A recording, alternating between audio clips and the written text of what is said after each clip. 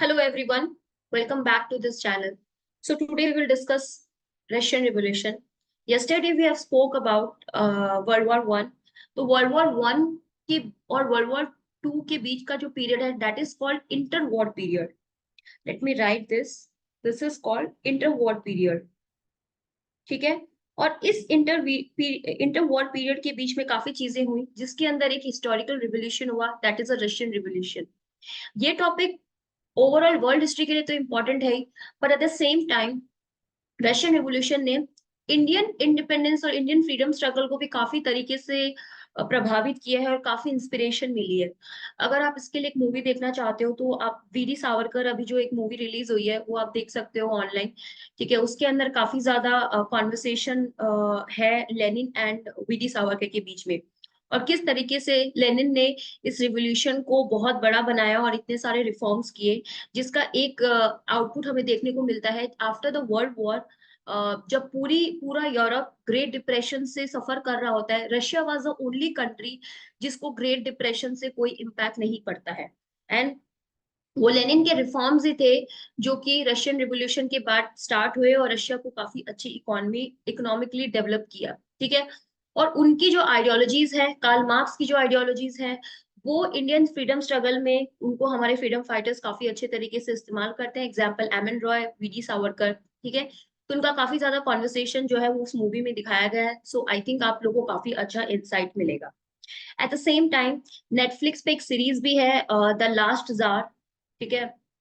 उसके अंदर पूरा रशियन रिवोल्यूशन का 1878 से लेके 1905 तक है season one. I hope season two भी बहुत जल्दी आएगा, जिसके अंदर 1907 से 1918 तक का पीरियड जो है वो बताया जाएगा. तो उसके अंदर आपको रशिया की उस टाइम पे इकोनॉमी क्या थी, सोसाइटी क्या थी, कैसे जार काम कर रहे थे और लोग किस तरीके से अगेंस्ट थे, वो पूरा उन्होंने इंटरनल रिबेलियन और एक्सटर्नल रिवोल्ट पूरा तरीके से एक्सप्लेन किया है. तो I think it's good to watch अगर आप लोग को बहुत ज्यादा इंटरेस्ट है तो. Okay. So moving on, Russian revolution की बात करें, so it mark the rise of first state on communist ideology. हम लोगों ने काफी सारी ideologies like capitalism, socialism and communism हमने डिस्कस किया था. I have made a separate video on this, you can find it on my playlist. ठीक है. तो ये रशिया जो है कम्युनिस्ट आइडियोलॉजी को काफी ज्यादा फॉलो करते थे, एंड उन्होंने कार्ल मार्क्स की थ्योरी को भी काफी ज्यादा प्रोपोगेट किया. It's called as Bolshevik revolution. Bolsheviks हम डिस्कस करेंगे, बोल्शेविक्स कौन थे, मेंशेविक्स कौन थे. रशियन इकोनॉमी की अगर हम बात करते हैं तो रशिया जो है एरिया में काफी बड़ा है. ठीक है. But overall it is a predominantly agriculture. जब हमने इंडस्ट्रियल रिवोल्यूशन के क्वेश्चन सॉल्व किए थे, then there was a question कि ब्रिटेन के अंदर जो रिवोल्यूशन हुआ था, वो इंडस्ट्रियल रिवोल्यूशन जो हुआ था वो बाकी यूरोपियन कंट्री से कैसे डिफरेंट था. तो उसमें हम रशिया की बात की थी, तो हमने ये देखा था कि वहाँ पे socialist ideologies and communist ideologies जो है वो काफी ज्यादा फोकस में थी, जिसकी वजह से वहां पे मोस्टली एग्रीकल्चर सोसाइटी थी. और धीरे धीरे बाद में काफी ज्यादा वहां पे आयरन कोल इंडस्ट्रीज जो है वो डेवलप होने लगी थी after this Russian revolution. Peasants की कंडीशन अच्छी नहीं थी, और उसके बाद Russia already world War one में इन्वॉल्व हो गया, जहां पे उनका कोई लेना देना ही नहीं था रशिया का. रिमेम्बर कल हमने डिस्कस किया था, सर्बिया सर्बिया को सपोर्ट करने के लिए रशिया जो है वर्ल्ड वॉर वन के अंदर उसने पार्टिसिपेट किया, जबकि ज्यादा कोई स्टेक नहीं था. इशू ऑस्ट्रिया, सर्बिया और बोस्निया के बीच में था, बट रशिया को सपोर्ट करना था सर्बिया को, इसलिए रशिया जो है वर्ल्ड वॉर वन के अंदर पार्टिसिपेट किया. सिविल वॉर हुए थे, ऐसा एक रिपोर्ट में लिखा गया है कि that actually costed 2 to 3 million lives. Imagine उस टाइम पे जहाँ पे पॉपुलेशन इतना ज्यादा सर्ज नहीं था, वहां पे अगर 2 से 3 मिलियन लोगों की अगर जान जाती है तो ऑब्वियसली बहुत ज्यादा एक नेगेटिव परसेप्शन और नेगेटिव रिजल्ट ये शो करता है. देन अगर रशियन रेवोल्यूशन की रिजल्ट की बात करें, रीजंस की हम छोटे छोटे रीजंस बात करेंगे, और छोटे छोटे इवेंट्स हुए थे, दैट्स इट. बट उसका जो इम्पैक्ट था वो जो सोसाइटी में पड़ा, यूरोपियन सोसाइटी में एंड इंडो वॉर पीरियड के अंदर जो जिस तरीके से रशियन अपने आप को डेवलप किया, दैट इज इम्पोर्टेंट. ठीक है. तो पॉलिटिकल रीजन अगर हम देखते हैं तो उस टाइम पे जार बोलते हैं, वहां की किंग को जार या जार, स्पेलिंग CZARTSAR है. उस टाइम पे अलेक्जेंडर टू थे, वहां पे काफी ज्यादा पॉलिटिकल ग्रोथ थी. मीन जार का जो कॉन्सेंट्रेशन था वो जार और उसके 3-4 लोग जो सहायक थे, जो मिनिस्टर्स इनको बोलते थे, उसी के अंदर कन्फाइंड थी. पॉलिटिकल ओपोनेंट्स थे नहीं ज्यादा. ठीक है। 1878 के अंदर क्या हुआ था वहां पे, जब अलेक्जेंडर वन की डेथ हुई, अलेक्जेंडर टू की डेथ हुई, तो जार निकोलस जो है वो थ्रोन पे बैठे थे। और ये मूवी की जो सीरीज जिसकी मैं बात की है, द लास्ट जार, उसके अंदर पूरा अच्छे से दिखाया गया है कि किस तरीके से वो थ्रोन पे बैठते हैं, वहां पे ओपोनेंट्स कौन होते हैं, उनको सपोर्ट कौन करता है, एंड कैसे इनकी शादी जो है वो जर्मन प्रिंसेस के साथ की जाती है। ठीक है। उनके टाइम पे भी कोई भी पॉलिटिकल रिफॉर्म्स नहीं हुए थे, क्योंकि जार के जो ब्रदर थे वो उनको काफी ज्यादा सपोर्ट करते थे, इंटेलिजेंट भी थे। बट वो चाहते थे कि कभी भी ड्यूमा जो कि पार्लियामेंट है उनको कभी राइट्स ना मिले। और काफी ज्यादा उस टाइम पे रशिया के अंदर मास किलिंग होती थी ज्यूस की, और पॉलिश पीपल में जो पोलैंड से लोग थे उनकी, और उनकी स्कूलिंग वगैरह काफी ज्यादा रिस्ट्रिक्टेड कर रखी थी। तो ज्यूस की जो किलिंग है वो सिर्फ जर्मनी में नहीं, रशिया में भी होती थी उस टाइम पे। ठीक है। इकोनॉमिक रीजन, जैसे कि मैंने आपको बताया अभी, कि रशिया जो है वो काफी ज्यादा अपना लैक करता था इंडस्ट्रियल रिवोल्यूशन के अंदर। ठीक है। ज्यादा इन्वेस्टमेंट नहीं था वहां पे, क्योंकि आप देखो ना, वहां पे आइडियोलॉजी सोशलिस्ट है, प्लस अभी भी वहां पे राजा महाराजा का रूल ज्यादा चल रहा है, कॉन्स्टिट्यूशनल मोनार्की कुछ आई नहीं है, कोई ऐसा रेबेलियन हुआ नहीं है जिसकी वजह से वहां पे जो मोनार्की को है वो ओवरथ्रो कर दिया जाए। तो मोस्टली रशिया जो है वो फॉरेन इन्वेस्टमेंट पे डिपेंड करता था। एंड फॉरेन इन्वेस्टमेंट अगर कहीं पे भी आता है तो ऑफ कोर्स बहुत ज्यादा अपनी डोमिनेंसी प्रिवेल करने की कोशिश करता है, वर्कर्स को कम राइट्स मिलते हैं, लेबर यूनियंस होते नहीं है, जो कि हम सिचुएशन जो है ब्रिटेन के अंदर ऑलरेडी देख चुके हैं कि किस तरीके से ब्रिटेन जो है वो सफर कर रहा था with exploitation of the workers and proletariat. तो सिमिलरली रशिया के अंदर भी ये काफी चीजें होने लगी थी।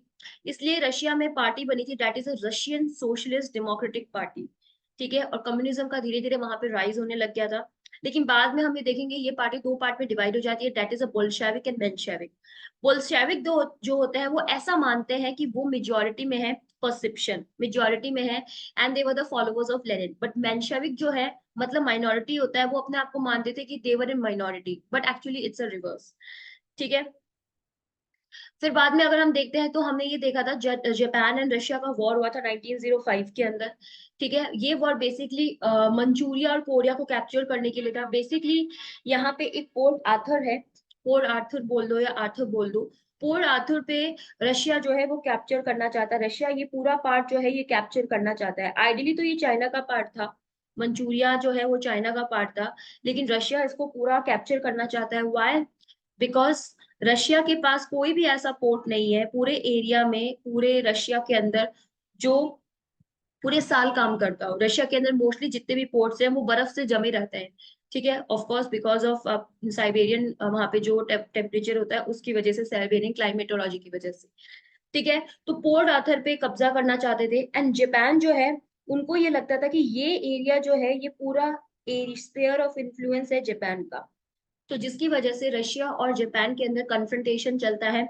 रशियन काफी बड़ी आर्मी थी उस टाइम पे, सोल्जर्स वोल्जर्स काफी थे, एरिया भी काफी बड़ा था, बट जापान एक छोटा सा आइलैंड है, यहाँ की आर्मी इतनी स्ट्रांग नहीं होगी।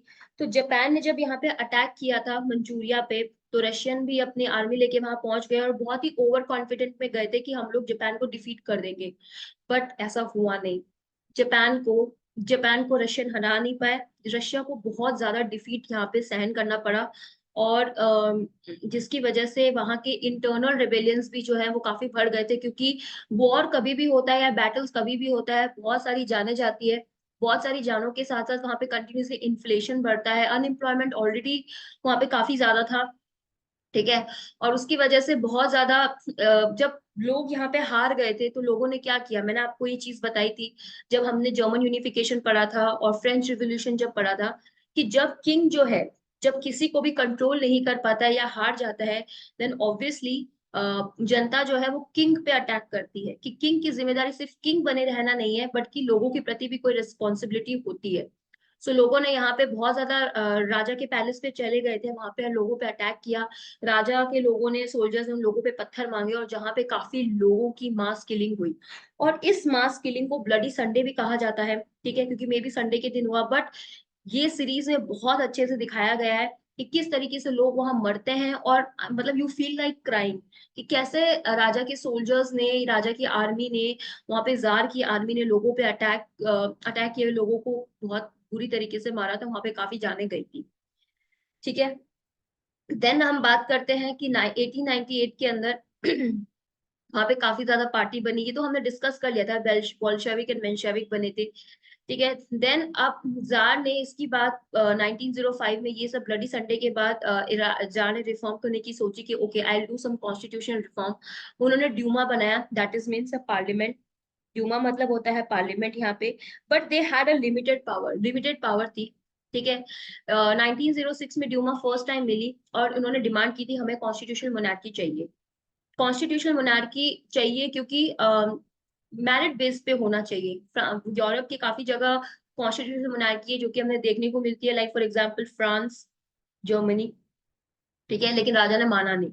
जब राजा माने नहीं और फिर 1914 के अंदर जब king participated in World War One despite weak military and economic condition, so उस सिचुएशन के अंदर जब जार लड़ने गए थे तो वहां पे उनकी क्वीन, जिसको जारीना, that is was Alexandria and Rasputin, जो कि वहां पे एक मॉन्क होते हैं काइंड ऑफ, उन लोगों को एडमिनिस्ट्रेशन दिया गया लेकिन वो हैंडल नहीं कर पाए थे।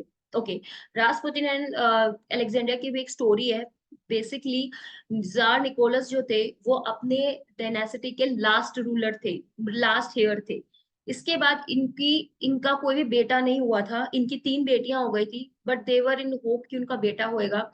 फाइनली चार बेटियों के बाद इनका एक बेटा हुआ। ठीक है, लेकिन उसको उसको एक जेनेटिक डिजीज थी, जिसकी वजह से उनकी उनकी डेथ जो है वो 13 साल की उम्र में ही हो गई थी। लेकिन जो 13 साल वो सफर कर रहे थे, लाइक उस टाइम पे रासपुटिन जो कि एक मॉन्क थे, उनमें कोई मतलब कहते हैं ना जैसे एक स्पिरिचुअल और डिवाइन पावर थी। ऐसा शो किया गया और ऐसा बुक्स में भी लिखा और ऐसा सीरीज में भी दिखाया गया है। तो अलेक्जेंड्रिया जो कि क्वीन थी वहां पे, जारीना, वो काफी ज्यादा उनके इन्फ्लुएंस में थी, जैसा वो कहते थे वैसा ही वो करती थी। और देन किंग भी उनके काफी ज्यादा इन्फ्लुएंस में आ गए। तो जब वॉर के लिए गए थे तो जारीना और रासपुतिन ने दोनों ने एक दूसरे के साथ अच्छा रिलेशंस भी बना लिया था, like extra marital affair kind of thing. ठीक है, जिसकी वजह से ये चीजें लीक हो गई थी और जारीना की और रासपुतिन की जो पावर थी रशिया के अंदर वो काफी ज्यादा वीक हो गई थी। ठीक है, और इस सिचुएशन के अंदर जब राजा नहीं है, रानी की पावर वीक हो चुकी है, रासपुतीन जो कि इन्फ्लुएंस था उनकी पावर वीक हो चुकी है, तो उस टाइम पे जो मेंशेविक्स थे, जो कि माइनॉरिटीज अपने आप को मानते थे, उन्होंने इस सिचुएशन का फायदा उठाया और रिवोल्ट कर दिया। And that revolt is called March revolution. यहाँ पे बहुत सारे वर्कर्स जो हैं वो स्ट्रीट पे आ गए थे एंड डिमांडेड कि हमारी जो इच्छाएं हैं, हमारी जो राइट्स हैं, उनको फुलफिल किया जाए। फाइनली निकोलस ने थ्रोन लेफ्ट कर दिया और वहां पे ड्यूमा ने वहां पे पावर ले ली थी, और केरेंस्की जो कि मेनशेविक के हेड थे वो प्राइम मिनिस्टर बन गए। मेनशेविक को लीड करते थे केरेंस्की और बोल्शेविक को लीड करते थे लेनिन। ठीक है, ओके। लोगों को लगा इलेक्शंस होगा, लेकिन केरेंस्की जो है वो काफी ज्यादा पावरफुल हो गए थे, उन्होंने मना कर दिया कि नहीं, इलेक्शन नहीं होगा because I am in power. जिसकी वजह से लोगों में और ज्यादा जो कहते हैं ना गुस्सा और बढ़ा। ठीक है, लोगों ने मेंशेविक्स पे अटैक्स करना भी शुरू किया। लेकिन उस टाइम पे धीरे धीरे जो बोल्शेविक्स थे, जो कि लेनिन थे, मॉस्को, पीटर्सबर्ग, काफी जगह उन्होंने अपने जो होल्ड थे वो काफी स्ट्रांग रखा, वर्कर्स पे, रेड गार्ड्स पे। ठीक है, जो कि काफी ज्यादा ब्रेव सोल्जर्स होते थे उनके ऊपर। तो जब केरेंस्की से सत्ता संभाली नहीं गई, केरेंस्की एक्चुअली रिक्वेस्टेड लेनिन कि प्लीज यू कम एंड आप इनको संभालो। तो फाइनली लेनिन ने रेड गार्ड को इंस्ट्रक्शन दिए और जितने भी पब्लिक ऑफिसेस थे, लाइक पार्लियामेंट, ड्यूमा जिसको बोलते हैं, या फिर ऑफिसेस, बैंक, सब पे रेड गार्ड जो है उन्होंने ओवरनाइट कब्जा कर लिया। And that is called October revolution.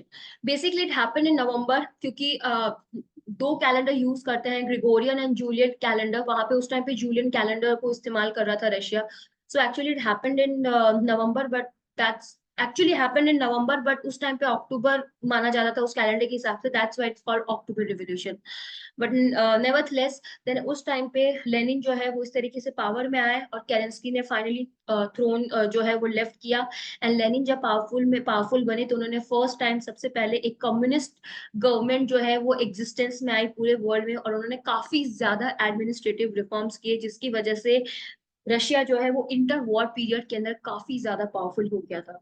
अगर हम आफ्टर सिविल वॉर की बात करते हैं तो रशिया ने चार चीजें की थी। सबसे पहले तो वर्ल्ड वॉर 1 से अपने आप को विड्रॉ किया। बहुत ज्यादा लॉस झेलने के बाद जर्मनी और रशिया ने ट्रीटी साइन की थी, that is called Brest Litovsk treaty, जहां पे रशिया ने अपने जर्मनी ने रशिया की काफी सारी जो एरिया है वो कैप्चर कर लिए थे, and that led to the humiliation to Russia. Russia को काफी ज्यादा ह्यूमिलेशन हुआ था उससे, जिसकी वजह से Russia decided to focus on their industrial revolution, and this was the phase जब 1917 के बाद, 1918 के बाद रशिया ने अपने आप को इंडस्ट्रियली काफी ज्यादा डेवलप करना शुरू किया था। क्योंकि वहां पे अगर देखो तो एक तरीके से इलेक्शंस हुए थे, पार्लियामेंट्री गवर्नमेंट बन रही थी, कॉन्स्टिट्यूशनल मोनार्की धीरे धीरे बन रही थी, ठीक है, ड्यूमा में राइट्स थे, लेनिन ने काफी ज्यादा रिफॉर्म्स किए थे। एंड यहाँ से लेके वर्ल्ड वॉर 2 तक लगभग 25-30 सालों तक रशिया ने अपने आप को काफी ज्यादा पावरफुल बनाया, एंड जिसकी वजह से रशिया जो है वो वर्ल्ड वॉर 2 के अंदर उसने पार्टिसिपेट भी किया।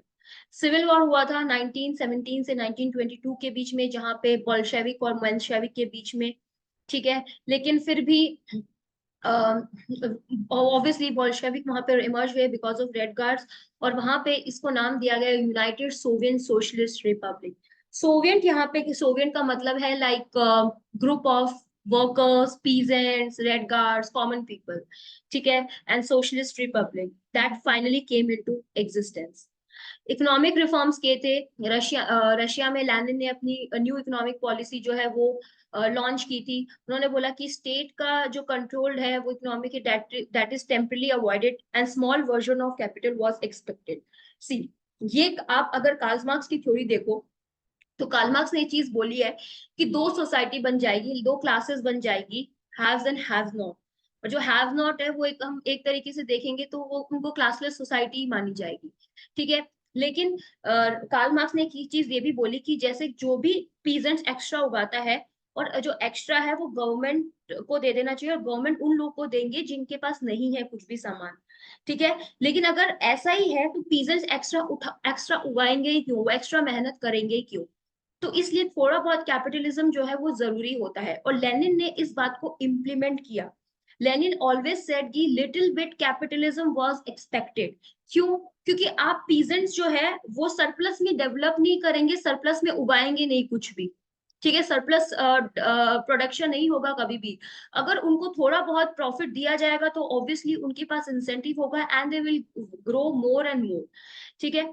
Then individual could make, individual को पास प्रॉफिट होना चाहिए whenever they are going for the trade. तो इस तरीके से लेनिन ने ये जो रिफॉर्म्स थे, जो कि कार्ल मार्क्स ने थ्योरेटिकली बोले थे, पर लेनिन ने उनको प्रैक्टिकली इम्प्लीमेंट किया।